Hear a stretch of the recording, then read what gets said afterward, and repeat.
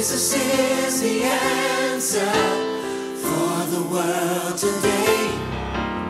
Above him there's no other, 'cause Jesus is the way. Today in this class we're going to be talking about gender differences. Now, in about the 1960s to the 1980s, there was sort of an idea that was put here in America that men and women, the different genders, were not significantly different.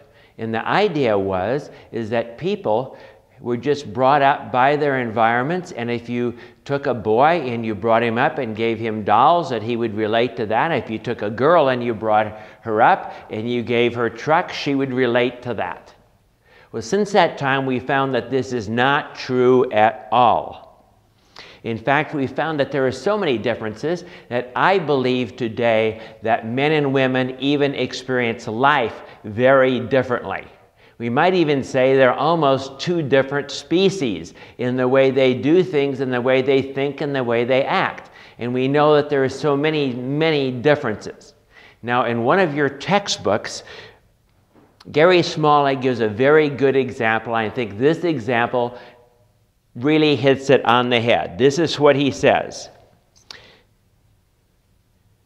Men and women are as different as buffaloes and butterflies. The butterfly is keenly sensitive to the slightest breeze, notices the tiniest flowers, constantly notices the change in the environment, and reacts with swiftness to anything that might hurt it. But tape even a tiny pebble to one of its wings, and it will be hurt and even die. The buffalo is rough and calloused on the outside. It is not even affected by a 30-knot wind, steps on the tiniest flowers, isn't aware of the slightest changes in the environment, and just keeps on doing what it is doing.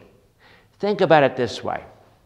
How in the world can we have a butterfly get along with a buffalo in the same field? How is the butterfly ever going to get the buffalo's attention? Because what does the buffalo do? He just stands there, and if something goes wrong, he lowers his head and charges. How many of you have been here to the zoo to see the buffalo? What's the cage like? The cage is made out of steel pipe about this big around, and it's welded, and it's driven into the ground at a 45-degree angle. Why? Because what the buffalo does is any problems, he lowers his head and charges. So how is the butterfly going to get his attention? Maybe the butterfly has to fly up the buffalo's nose and flutter around to get his attention. And see, the buffalo doesn't even notice when he's stepping on the butterfly. So we have a major, major difference of how they relate to life, and that's what we're going to be looking at in this session today. We have a critical Bible verse, and this is going to all be based on this particular Bible verse, and it's in 1 Peter 3:7. It says this, "Likewise, you husbands, dwell with them according to knowledge, giving honor unto the wife, as unto the weaker vessel, and as being heirs together of the grace of life, that your prayers be not hindered." It's saying what? We have to learn about the opposite gender. How many of you here have your PhD in marriage? Think about this a little bit. What kind of test do you have to take to get married so that you know all this information? Maybe a blood test, and maybe not even that in some states. Even for a driver's license, you have to go out and drive the car and have to take a written test.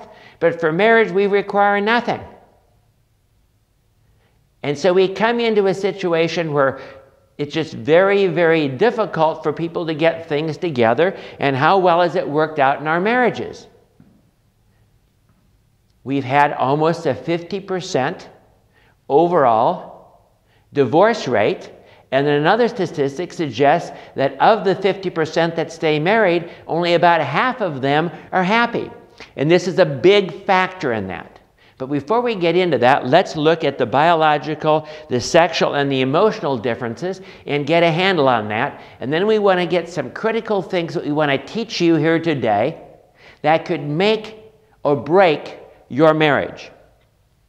The first thing is that between a man and a woman, every cell is different because the chromosomes are different. Women are stronger constitutionally. They outlive men 4 to 8 years. Women's metabolism is lower than men, making them more able to withstand high temperatures because the metabolism slows down less. Women have a shorter head, broader face, less protruding chin, shorter legs, stronger trunk, larger stomach, larger kidneys, larger liver, larger appendix, but smaller lungs and breathing power. That's why they can't compete in sports with men on the same level. They have a larger or more active thyroid gland, and that's what provides the cold-resistant, smooth skin, relatively hairless body, thin layer of fat underneath the skin. Women's blood has 20% more water than men. Therefore, they tire more easily and are more prone to faint. The heartbeat is more rapid, about 80 versus 72 beats per second, and the blood pressure is 10 points lower than for men. Women, of course, have reproductive functions that men don't have. They're also more controlled by their hormones, and their hormones have a much greater influence on their behavior and on their feelings. Women have more left-right connectors between their left and right part of their brain. That means what? They can't disconnect their emotions from their thinking to the degree that men can do the same thing. How about sexual differences? Women's sexual drive relates to the menstrual cycle. Men are influenced more by the testosterone buildup. To them, sex is more important. To men, it's about 1 or 2 in their list of needs. To women, it's around 13. Unless they've been sexually abused or something like that. Women are stimulated by touch, personality, and romantic words. Men are stimulated by sight, and they're much less discriminating. Women use emotional and mental preparation to get ready for sex. Without it, they feel repulsed or even like a prostitute. Men lack intuitive awareness of true intimacy, and her desires for all aspects of it. She needs him to be a lover, a best friend, a fan, a homemaker, an appreciated partner. He doesn't know how to encourage and love his wife or how to treat her in a way that meets her deepest needs. Now, why is that? Think just for a second. When you were growing up, if you're a man here, what were you doing during the teenage years? Probably playing sports, or studying or learning a profession. What were the girls doing? They were all getting together and learning how to be intimate, learning how to have relationships, talking with each other. And so we end up at about 25 with a man that doesn't have a clue about relationships and a woman that understands them intuitively. In fact, one of the tricks in marriage counseling is if you have no clue what's going on, simply ask the wife.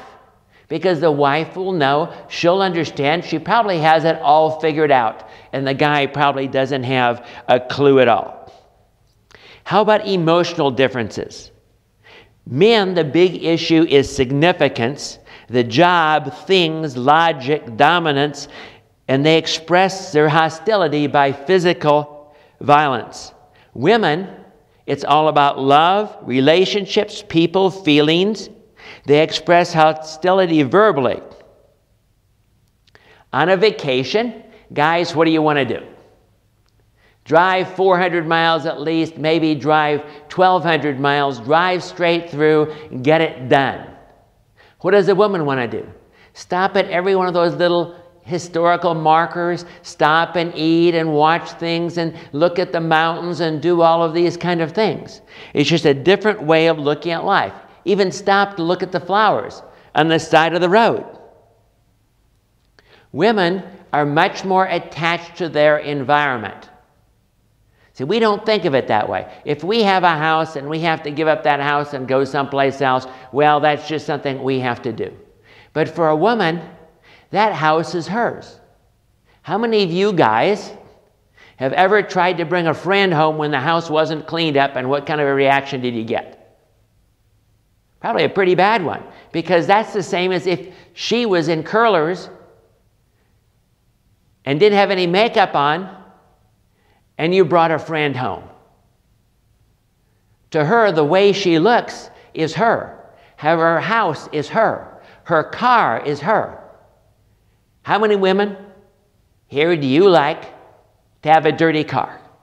My wife is always after me to get our car clean, to get it all cleaned up, because to her, that car is part of her. It says something about her. Same thing with her kids. Her kids are her. Much more attached. Men, we can detach so much more easier than they can. They're entwined in their surroundings. But that's also why cards and flowers and things like that, because that makes them special from their surroundings.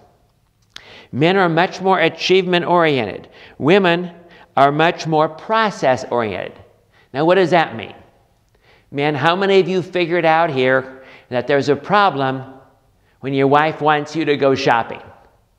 What is the problem? The problem is when she goes out shopping, she is involved in the process.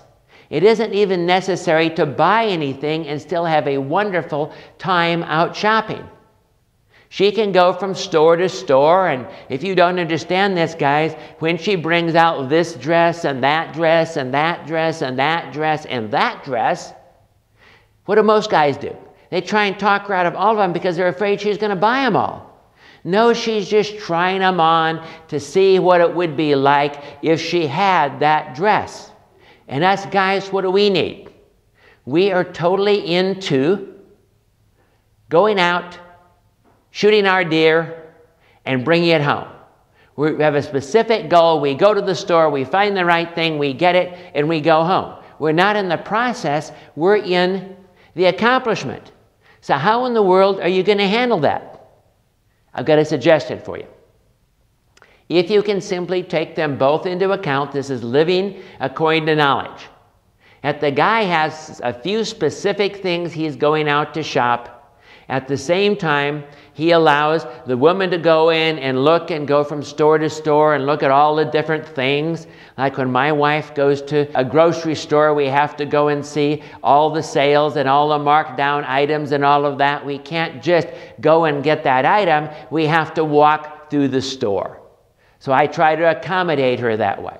If you have to, so you can accomplish something, take a book along and sit in front of the store and wait for her. But first go in and do things with her, look at the items and so on. But if she wants to go and try a lot of things on, you can just wait for her, but at least you're accomplishing something. You get the idea of living with them according to knowledge and what we're talking about.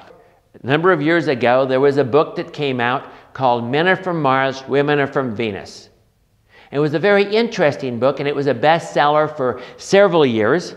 And there was a reason for that, because Dr. Gray took a look at the differences in the genders very much differently than they'd been looked at before, and everyone said, yeah, that's the way it really is. Now, his background is very interesting because he was a monk. And when he came out of the monastery, he had a really good line that he used with the women. He just said, I'm sorry, I don't know anything about you, because I grew up in this monastery and that's where I've been living for the last 10 years. Would you tell me what it's like to be a woman? What's it all about? Anyway, he came up with some very interesting ideas. Now, I'm not suggesting that you go along with his morals or some other things that he got into later on in life, but primarily he learned some things of the way God built people. The first thing he said is this. He said, men are on Mars. They live on different planets. And on Mars, there are certain rules. And these rules are very important, so I want you to think about them as I mention them to you. The rules are, first, the only thing that's really important in life is accomplishment. The second rule is, everything is competition. And the third rule is, you don't get any credit for it unless you do it yourself. Why do you think it is that men never want to ask directions? Because if it gets so far that they have to admit that they're lost and they have to ask directions, then they're admitting that they're not doing what they're supposed to be as a man. What do we tell men they're supposed to be? We men are supposed to be the all self-sufficient ones. We're supposed to have the answers to everything. The combination of Schwarzenegger, James Bond, Superman, Father Knows Best. We're supposed to be able to handle everything and make sure our wife is happy and just ecstatic all the time. By the way, that is God. We're trying to be God. And we don't want to admit that we make mistakes. And we don't want to admit that we need others' help. And that's why men many times will not come to counseling unless everything has fallen apart. And then they'll finally come and get help because they want to do it themselves. And sometimes in counseling, they will just get a few ideas from you and say thanks and go off and try and take care of it themselves, because that's what it's like on Mars. Now, how about on Venus? Venus has its own set of rules, doesn't it? The rules on Venus are, the only thing that's important are relationships. And they never compete. In fact, what they do, they just give and give and give, and the other person is intuitive enough to know how to give back. And the final rule on Venus is, you get no credit for it unless you do it together. So now what happens? We take a man and a woman, and we put them together. And what do you think happens? Well, she gives, and she gives, and she gives, and she gives. And since he thinks this is a competition, he takes, and he takes, and he takes, and he takes. And pretty soon, after around a year in marriage, what does she think about him? Because see, one of the biggest problems that we have here is that we evaluate the other person by our own set of rules, not realizing they're operating by a totally different set of rules and that they have major differences in their lives of how they look at things. And so we misinterpret everything that's going on here. And so she pretty soon just believes he's a no-good, selfish blankety-blank. And so we have item after item that goes on that's totally misinterpreted between men and women. What are the usual complaints? That men are too selfish, too domineering, too critical. Now why is that? Because they're competing. They try to control her every move with a possessive grip. He wants to win. They trample her sense of self-worth. He has all the answers. Well, God doesn't make a mistake, does he? Of course, we tell women they're to find a God here on earth and he'll meet all their needs and all their problems will just go away, right? The knight in shining armor, the prince, Mr. Right. He never takes time to listen to her when he has all the time for work and other interests. What's going on there? In fact, this is such a big one. In one of my seminars a while back, I just asked the entire group of women in this seminar, I said, women, all at once, just yell out, what is the thing, the biggest problem you have with men? And in unison, they all yelled out, they don't listen. Now in the next session, we're going to talk more about communication. What are the reasons that marriages fail? Loving intentions are not enough. 2/3 of the butterflies fly away. Gary Smalley did a very interesting study. He asked 50 couples, he asked the men, how is your marriage? 75% of the men said their marriage was just fine. Then he asked the wives. 25% of the wives agreed. What did that mean? It meant 50% of the men didn't even know their marriage was in trouble. He tells the story of a guy and he's watching TV, watching the sports. His wife comes and says, honey, can I say something to you? Well, when you get to the commercial. Commercial comes, she says, I don't feel loved in this marriage, I'm leaving. That's the first clue he had that there was a problem, because he was that insensitive to what was going on with his wife. Why is it that marriages fail? The first reason is men and women enter a marriage with storybook expectations. Have you ever heard the saying that when a couple gets married, 6 people get married? The person you think you are got married to the person you think they are. The person they thought they were got married to the person they thought you were. And the person you really were got married to the person they really were. And the job on the honeymoon is to kick the other 4 out of bed. We have to sort these things out. Minirth Meier suggests that after 1 year, you need a whole nother contract for your marriage, because now you know who you really got married to. Men seem to believe that when they finally get married, they have conquered after the honeymoon is over. It's just the beginning of the process. It's like they go out and shoot their deer. Now they refocus on something else. Remember something about men. Men can only focus on one thing at a time. Women multitask very well. So that means they refocus on their work, they refocus on something else. And how does a wife feel? What happened to that romantic, loving guy that brought me flowers all the time? That's so concerned about me, that's totally focused on me. He's now focused on something else. A house, a car, enough money to raise the children is not good enough. She got married to you to be part of your life and to have an intimate relationship with you, even though most of us men don't even know what that is.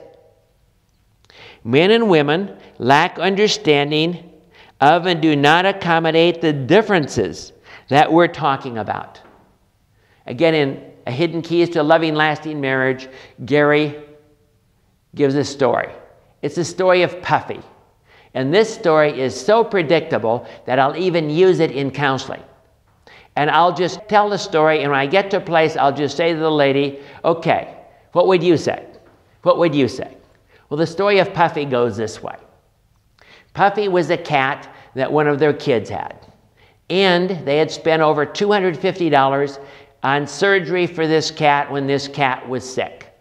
What do you think a guy would say about that? Guys, what would you say? Yeah, get rid of the cat. The cat costs too much money. That's ridiculous to spend $250 on a cat. Girls, what would you say? Yeah, it's the kid's cat. They love it. Doesn't matter how much it costs. It isn't money. It's a relationship.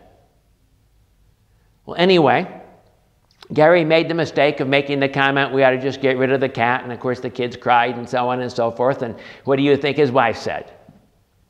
You're just so hard. You just don't have any feelings. Anyway, they were coming home. And as they were driving up to the driveway, Puffy came running out. What do you think the wife said? Stop, you're going to hit the cat. Slow down. What do you think Gary said? It'll get out of the way. Bump. What do you think she said? You murdered the cat on purpose. The kids are crying. Everything is turning into chaos. Now, the good thing here is Gary had learned something. He had gone to his wife before and said, when I blow it, not if I blow it, what do you want me to do? And she said, take care of the kids, leave me alone for a while, and then come and talk. So he picked up Puffy, went in the backyard, had a funeral for Puffy, got the kids calmed down. Then he knocked on his wife's door and said, are you ready yet? She was ready. He went in, lay down in the bed with her, put his arm around her, said he was sorry. That's really hard for us guys to say we're sorry. That's a big hint. You need to do that. Women want us to take responsibility when we mess up. What do you think she said? I know you didn't kill the cat on purpose. And they've worked things out. But those are the kind of problems, if we don't handle them. One of the reasons marriages fail is that we handle crises like this wrong. We blow up, we get mad. What are you blaming me for? We make excuses.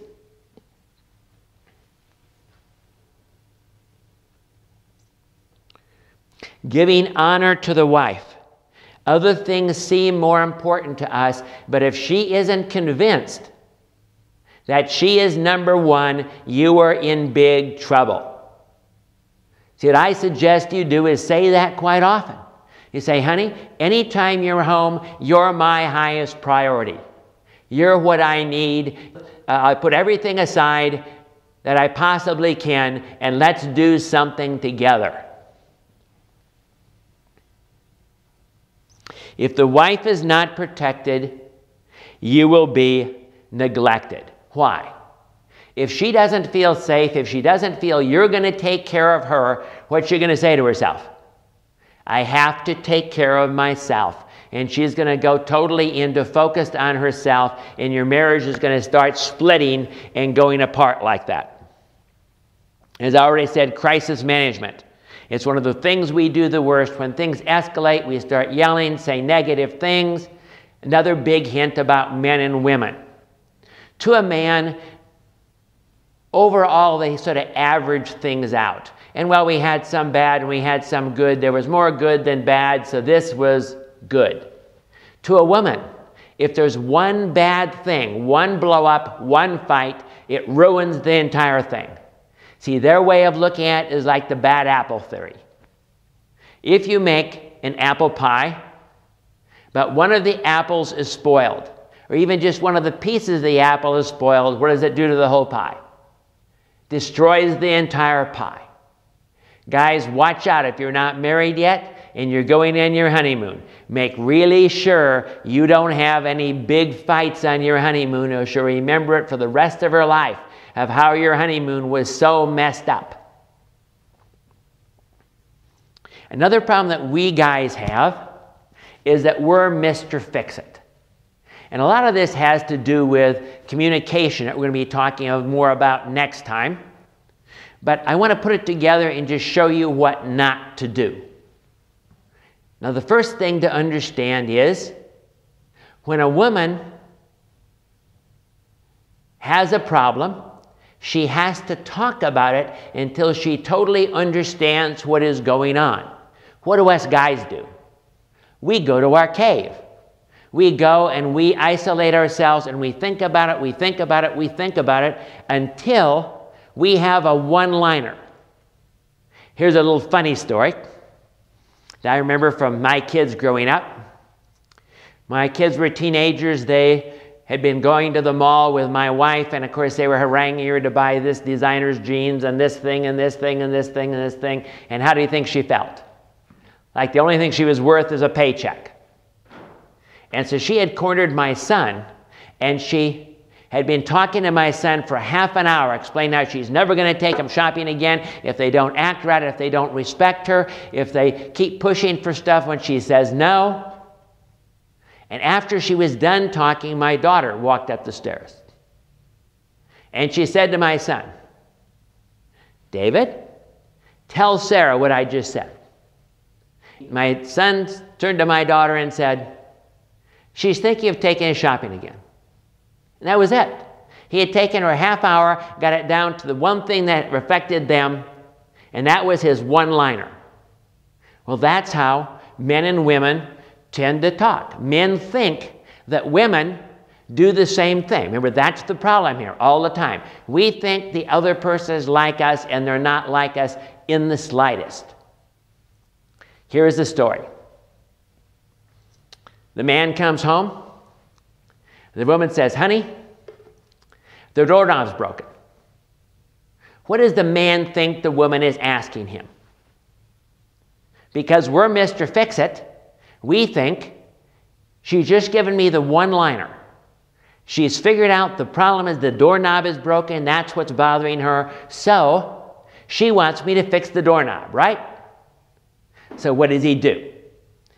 He clicks off and tries to figure out how he's going to fix the doorknob because he thinks he got his one-liner. If this was a man, that would be the case, but it's not.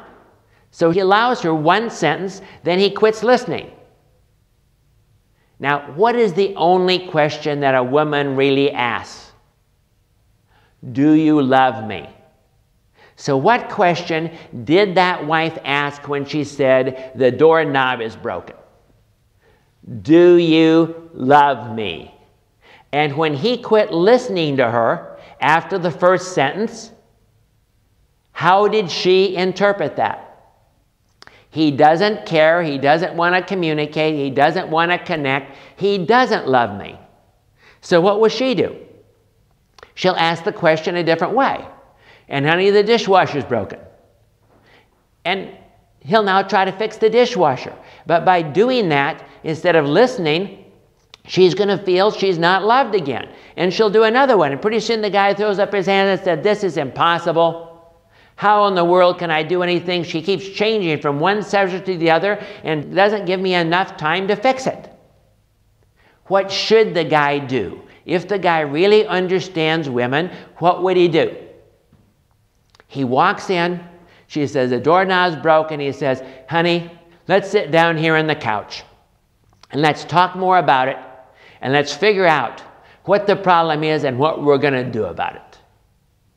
Because, see, she needs to think through and talk about this, dump all the information in her mind to put it together to come out what the real problem is.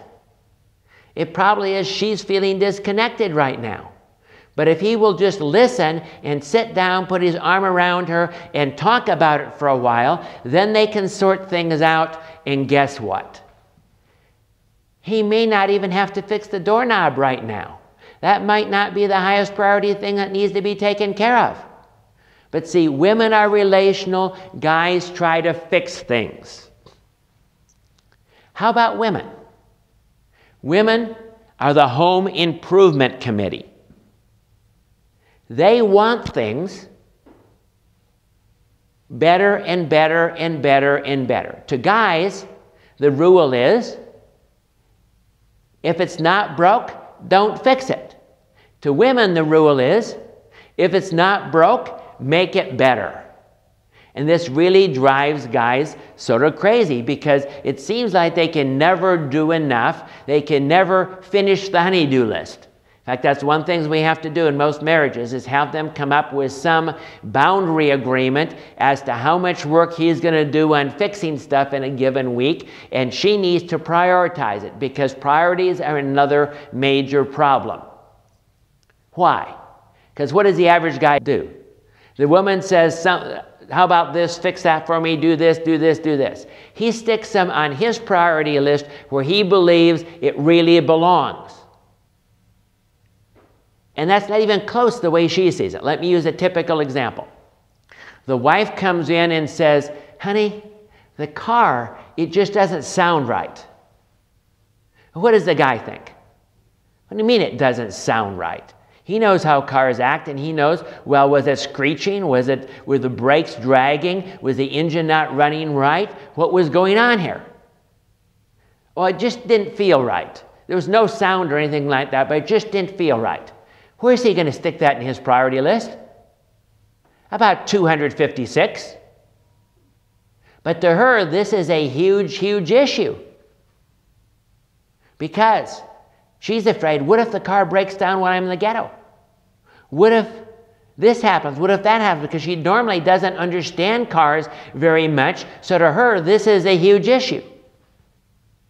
I have a method that I suggest, and this particular method is we call, this is very important to me. And what it means is that you both give each other the ability to move things up in the priority list when they're very important to you. Because of the main difference between men and women, as an example, the kids' recital. Well, they have 10 recitals in the next 3 months. What's the guy thinking? These other things are more important. But she can say, honey, this is very important to me. And when she uses those magical words, what he needs to know is she's got her double-barreled shotgun aimed at his head and both hammers are cocked back. And he needs to make that number one or number two priority and make that thing happen, because that is critical to her. And vice versa. He can say, it's very important to me that you go to this party at work. But that will keep them from a lot of problems. Another part of that is, if you implement that, then the other person isn't allowed to shoot you, to get negative about things if they didn't tell you how very important they were, because you put those in your priority list and you'll get around to them when you get around to them. A very important concept, again, that came out of Men Are From Mars, Women Are From Venus, is that men are rubber bands. Now, what does that mean? It means men have two poles. It means part of the time they're at this pole, that's their relationship. But then they go to a second pole, that's their accomplishment. And they're like a rubber band. They go from here, they go out to there, and when they're out there, that's when they get their feelings to want to come home. When they're home, that's when they get their feelings to want to go out and accomplish and conquer the world and go to Iraq or whatever they want to do. Now, women only have one pole. Relationship. So all they want is relationship, relationship, relationship. And how do you think they feel if they feel their man pulling away from them? They usually think there's something wrong with the relationship. What did I do? And they bring it up and they try to resolve it, not realizing this is a normal part of the pattern. What do you think happens if a woman just grabs on a man and won't let him go? She just expects him to be with her all the time and doesn't give him time to go out and play basketball or go out and conquer the world or go out and do other things. He loses his feelings for her. And so we need to understand that, and women particularly need to understand that. No, he's going to go through a cycle like that. I'll give you another sort of funny story from my own marriage. There was one particular week a long time ago, and I went to my wife and said, you know, honey, we need to spend more time together. Let's read together. Let's do all of these wonderful relationship type things. She said, wow, that's very interesting. Let me think about that. Well, about a week later, she came back, honey, let's do it. I was already gone. I was out on my rubber band. I was out doing something else. I wasn't even that interested in those particular things anymore. But if she just waited long enough, I'd come back. So there's some timing that's involved here in this thing. Now, how about women? Women are waves.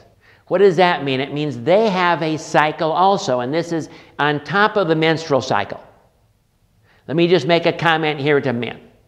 In drug alcohol counseling, there's a term called HALTs. Hungry, angry, lonely, tired. Well, it applies to women too. What it says in drug alcohol, if somebody in those cases, that's when you have a better chance of relapsing. Well, with women, hungry, angry, lonely, tired, or on PMS, or when their wave has crashed and you try to resolve anything, you deserve every kick you're going to get. You need to learn how to just be nice, calm down, handle everything, don't get emotional, don't take anything personally. And if you do, later on, she'll probably thank you for it. Another little example. We were out in the mall, and I said something, and my wife just really snapped at me. And she's not like that. And I said to myself, okay, what's the problem? Hungry. That's it. We haven't eaten for a while. Now, I wasn't dumb enough to say, okay, let's go eat because you're feeling bad. I said, honey, let's just go over and grab something to eat. And after she did, she was fine. Because, see, we have this emotional cycle. Now, the particular one we're talking about here in Women Are Waves is basically it's how secure they feel in their relationship. And they can be feeling very secure, and it's like a wave. It sort of rises and rises and rises, and then it crashes. And when it crashes on the beach, all the wood and junk and everything else gets dumped up on the beach, the seaweed, right? It's the same thing. You're going along, it seems like everything is okay in your relationship, and all of a sudden, she brings up everything that's happened, all the things she hasn't talked about, all the things that are bothering her, and it's like wow, what happened? What happened is her emotional wave crashed. And if you will support her at that point and help her to just talk it through, work it through, you'll dump all the junk out on the beach, you'll get it all resolved, and then we'll go back in our wave and we'll build up over a period of time again.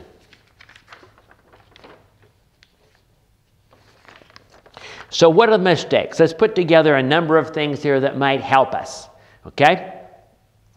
What are the mistakes? Probably the biggest one is we tend to give the type of love we need and not take the other one's needs into account. We forget that they're different. And because we forget that they're different, we do to them like we would have them to do to us. You know, when the Bible talks about that, it says, do unto others as you would have them do unto you. It is not talking about gender differences. See, what would we really want? We really want them to understand what we're like and to do what we need, not what they need. Men need trust, acceptance, appreciation, admiration, approval, and encouragement. Women need caring, understanding, respect, devotion, validation, and reassurance. So what are some of the mistakes that women make? The biggest one is they try to fix him. Remember the Home Improvement Society? They try to fix him. And of course, they always want more and more and more. And what does the guy feel? I'm never good enough for her. I can't live up to her expectations. I can't be the knight in shining armor. I can't be the wonderful person that she wants me to be because she expects too much. Then what do guys do? They quit. She tries to take control by sharing upset feelings. How does he take it? She's saying, I failed. He gets defensive. She complains about what he has not done instead of telling him what he appreciates. Another difference. If a woman feels loved, she will do anything for a man.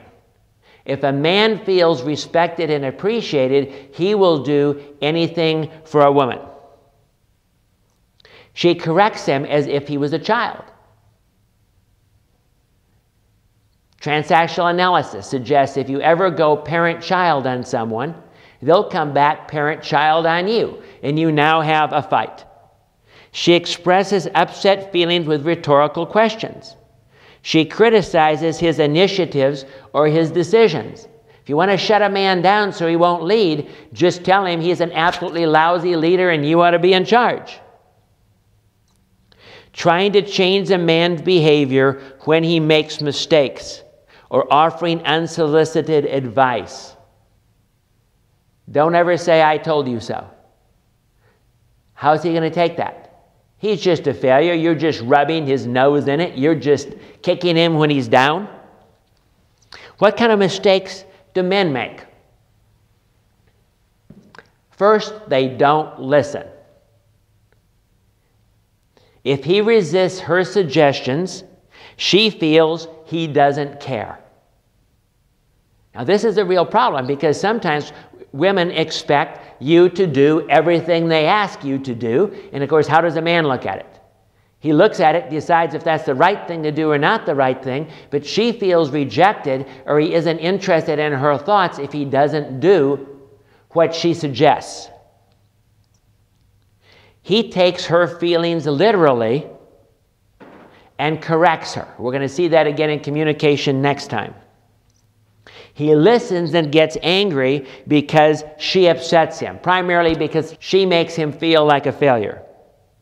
He minimizes the importance of her feelings or needs. Remember, everything with her has to do with feelings and needs, and they're different than his.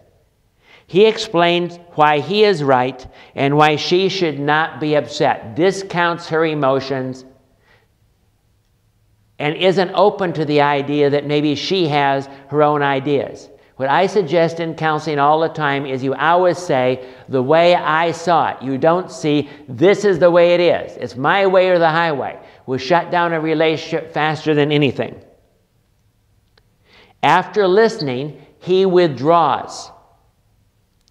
Trying to change a woman's feelings by fixing the problem, as we said before, invalidates her feelings. It's not the time to fix it when she's upset. It's the time to let her talk and process it and work it through. And finally, men won't admit they're wrong or ask for forgiveness. And this just really drives women crazy. Now, when you look at all of this, I'm going to draw a conclusion here. And the conclusion is this. About 50% of all the perceived offenses in a relationship have to do either with the gender differences that are totally misinterpreted or lack of communication. And we're going to talk more about lack of communication next time. Let's pray. Lord, we give you all the glory and the honor. And Lord, you knew what you were doing when you made men and women, and you made us different to complement each other. And I ask, Lord, you would open our ears and open our eyes and open our hearts so that we could live with the people of the opposite gender in our life according to knowledge and work together as a team and become everything that you call us to be. In Jesus' name. Jesus is the answer for the world today. Above him there's no other. 'Cause Jesus is the way. Jesus is the answer.